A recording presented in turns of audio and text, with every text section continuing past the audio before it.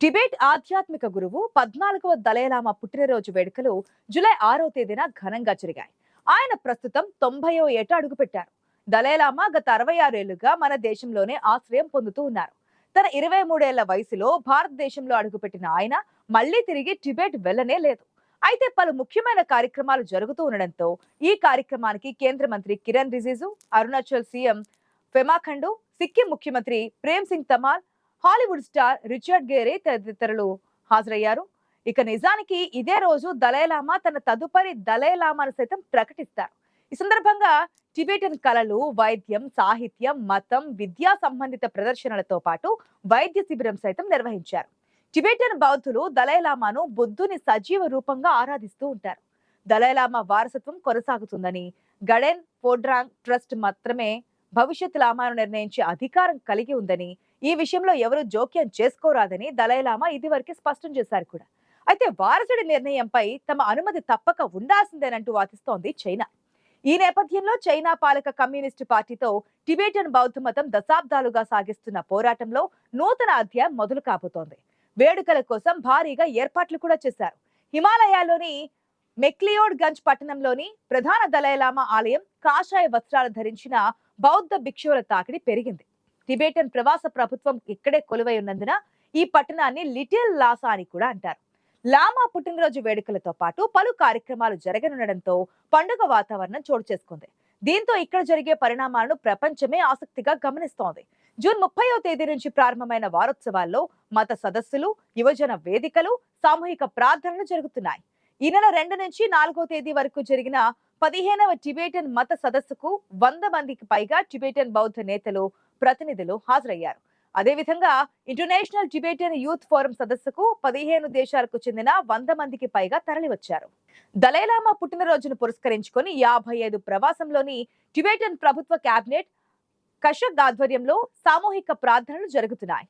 ప్రధాన టిబెటన్ ఆలయంలో జరిగే ఈ కార్యక్రమానికి టిబెటన్ల తరపున దలైలామా సైతం హాజరై ప్రార్థనల్లో పాల్గొంటారని సెంట్రల్ టిబెటన్ యంత్రాంగం తెలిపింది. టిబెటన్ల స్వాతంత్ర్య పోరాటాన్ని వివరించే షెన్పెన్ కిమ్సార్ దర్శకత్వం వహించిన 4 రివర్స్ 6 రేంజర్ సినిమా ప్రదర్శన కూడా జరిగింది. టిబెటన్లు బుద్ధుని అంశంగా భావించి ఆరాధించే దలైలామా చైనా కుట్ర బారి నుంచి తప్పించుకొని భారత్ చేరుకొని ఆశ్రయం పొందారు. బుల్లెట్లను, ద్రోహాన్ని తప్పించుకొని ఆనాడు ఒక యువ టిబెటన్ ఆధ్యాత్మిక నాయకుడు మన దేశానికి చేరుకున్నాడు. గడ్డకట్టుకుపోయే చలి వాతావరణంలో, కఠినమైన దారుల్లో 2 వారాలు ప్రయాణించి మన దేశం చేరుకున్నారు. అది 1950 సంవత్సరం. చైనా విస్తరణవాదంలో భాగంగా టిబెట్ ను ఆక్రమించుకొని ఉక్కిరిబిక్కిరి చేస్తున్నటువంటి కాలం. 1951లో బలవంతంగా సంతకం చేయించిన 17 పాయింట్ల ఒప్పందం చైనా నియంత్రణలో ఉన్న టిబెటన్ ప్రజలకు మతపరమైన స్వయం ప్రతిపత్తిని హామీగా ఇచ్చింది. కానీ స్వయం ప్రతిపత్తి ఒక భ్రమ అని త్వరలోనే తెలిసొచ్చింది. 13వ దలైలామా ముందే చెప్పినట్లుగా టిబెట్ పైనే కాదు, వారి మతం పైన కూడా డ్రాగన్ దాడి జరిగింది. చైనా సైనికులు టిబెట్ రాజధాని లాసాలో స్వేచ్ఛగా తిరగడం, బౌద్ధ సన్యాసులు భూములను స్వాధీనం చేసుకోవడంతో దలైలామా అధికారం క్షీణించడం ప్రారంభమైంది. రాజీ కోసం దలైలామా మధ్యవర్తిత్వం వహించడానికి ప్రయత్నించినా లాభం లేకపోయింది. 1959 నాటికి ప్రతిఘటనలు నిరసనగా మారాయి. తమ ఆధ్యాత్మిక గురువును నిర్బంధిస్తారని, లేదంటే చంపుతారని టిబెట్ ప్రజలు భయపడ్డారు. ఊహించినట్లుగానే లాసాను చైనా సైనిక దళాలు, ట్యాంకులు, ఫిరంగులు చుట్టుముట్టాయి.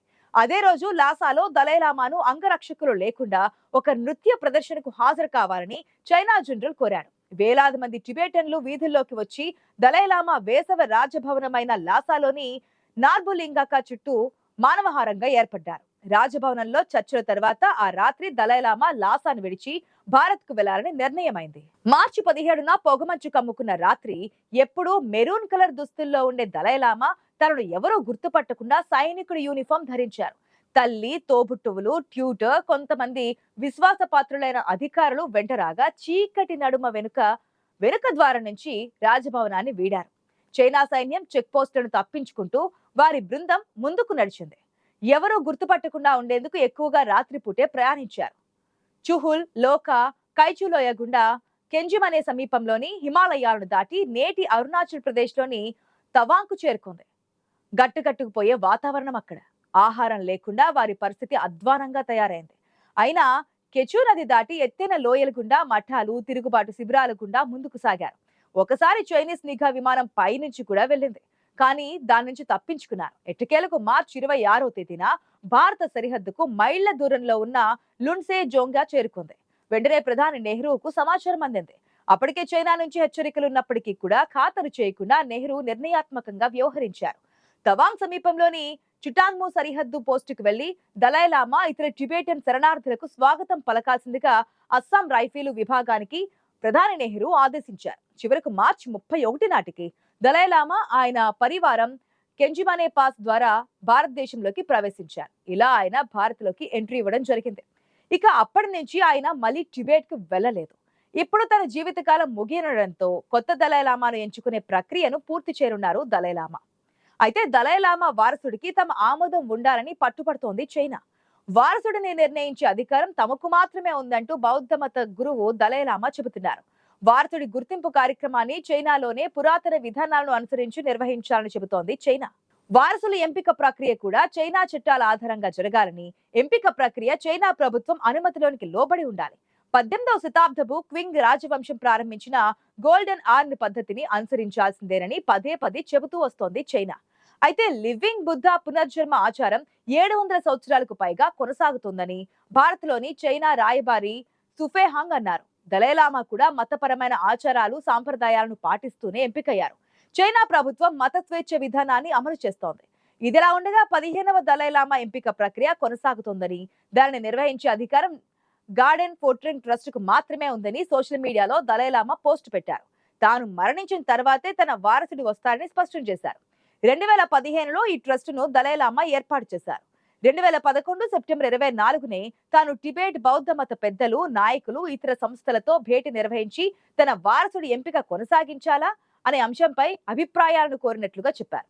దీనికి అన్ని వర్గాల నుంచి సానుకూల స్పందనలు కూడా వచ్చాయన్నారు. మరోవైపు బౌద్ధ మత గురువు దలైలామా వారసుడి ఎంపికను బీజింగ్ ఆమోదించాలన్న చైనా డిమాండ్ పై భారత్ తీవ్ర అభ్యంతరం వ్యక్తం చేసింది. 15వ దలైలామా ఎంపిక ప్రక్రియ పూర్తిగా ప్రస్తుత దలైలామా చేతుల్లోనే ఉంటుందని స్పష్టం చేసింది. దలైలామా వారసుడిని నిర్ణయించే అధికారం టిబెటన్ ఆధ్యాత్మిక నాయకుడికి తప్ప మరెవరికీ లేదని భారత్ తెలిపింది. ఈ మేరకు కేంద్ర మైనార్టీ వ్యవహారాల మంత్రి కిరణ్ రిజిజు ఒక ప్రకటన కూడా విడుదల చేశారు. చైనా ప్రభుత్వానికి ఇందులో ఏ హక్కు, పాత్ర లేదు. చైనా గతంలో ఫాన్చెన్ లామా ఎంపికలో జోక్యం చేసి తమ అనుకూల వ్యక్తిని నియమించిన విషయాన్ని గుర్తు చేసుకుంటే, ఇదే మాదిరిగా దలైలామా ఎంపికపై కూడా పూర్తి రాజకీయ క్షుద్ర ప్రయోగాలు చేస్తుందని భావిస్తున్నారు. ఈ అభిప్రాయ భేదం వల్లే భారత్ చైనా మధ్య వ్యూహాత్మక, ధార్మిక, రాజకీయ దూరం పెరిగే అవకాశం కూడా కనిపిస్తోంది. ఇప్పటికే లడాక్, అరుణాచల్ ప్రాంతాల్లో ఉద్రిక్తతలు కొనసాగుతున్న నేపథ్యంలో ఇది మరో వివాదానికి దారితీసే అవకాశం ఉందంటున్నారు విశ్లేషకులు.